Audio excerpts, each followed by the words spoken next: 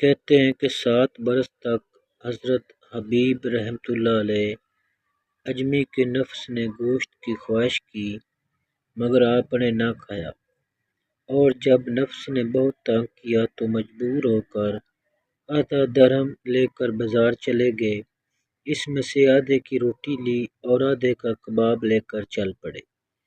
ناگہاں راستے میں کسی غریب کا ایک لڑکا ملا۔ آپ نے اس سے پوچھا تو کس کا لڑکا ہے؟ اس نے بتایا کہ اس کا باپ مر چکا ہے اور اس کا یہ نام تھا۔ اتفاقاً اس لڑکے کا باپ حضرت حبیب رحمۃ اللہ علیہ اجمی کے جاننے والوں میں تھا۔ آپ نے وہی روٹی اور کباب اسے دے دیا، پھر افسوس کرتے ہوئے اپنے گھر واپس چلے آئے۔ ایک دفعہ حضرت مالک دینار کشتی میں سفر کر رہے تھے۔ منجدار میں پہنچ کر جب ملاح نے کرایہ طلب کیا تو فرمایا، میرے پاس دینے کو کچھ بھی نہیں ہے۔ یہ سن کر ملاح نے بد کلامی کرتے ہوئے آپ کو اتنا زد و کوب کیا کہ آپ کو غش آ گیا، اور جب غشی دور ہوئی تو ملاح نے دوبارہ کرایہ طلب کرتے ہوئے کہا، اگر تم نے کرایہ ادا نہ کیا تو دریا میں پھینک دوں گا۔ اس وقت اچانک کچھ مچھلیاں منہ میں ایک ایک دینار دبائے ہوئے پانی کے اوپر کشتی کے پاس آئیں، اور آپ نے ایک مچھلی کے منہ سے 1 دینار لے کر کرایہ ادا کر دیا۔ ملاح یہ دیکھ کر قدموں میں گر پڑا۔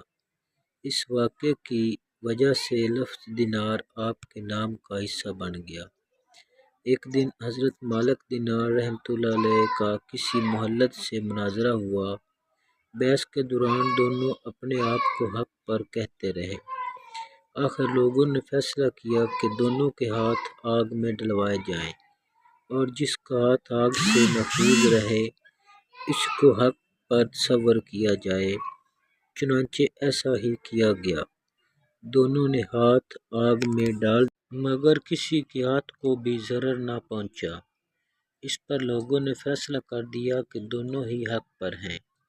آپ اس بڑے کبدہ خاطر ہوئے اور اللہ سے عرض کیا کہ 70 سال میں نے عبادت میں گزار دیے مگر تو نے مجھے ایک مہلت کے برابر کر دیا۔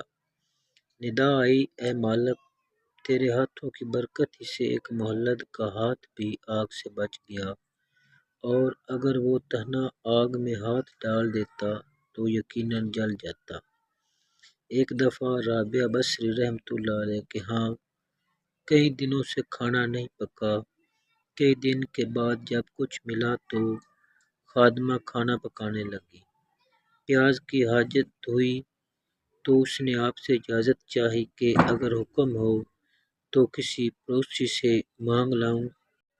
آپ رحمۃ اللہ نے فرمایا کہ زمانہ گزرا، عہد کیے کہ کسی سے کچھ نہ مانگوں گی، بلکہ خدا سے بھی نہیں مگر سوائے اس کی رضا کے۔ آپ گفتگو ہی فرما رہی تھیں کہ اس درمیان میں ایک پرندہ چند پیاز کی گٹھلیاں اپنے چنگل میں لے آیا اور وہاں پر ڈال دی۔ حضرت مخدومہ نے ارشاد کیا، میں شیطان کے دام و تردید سے غافل نہیں۔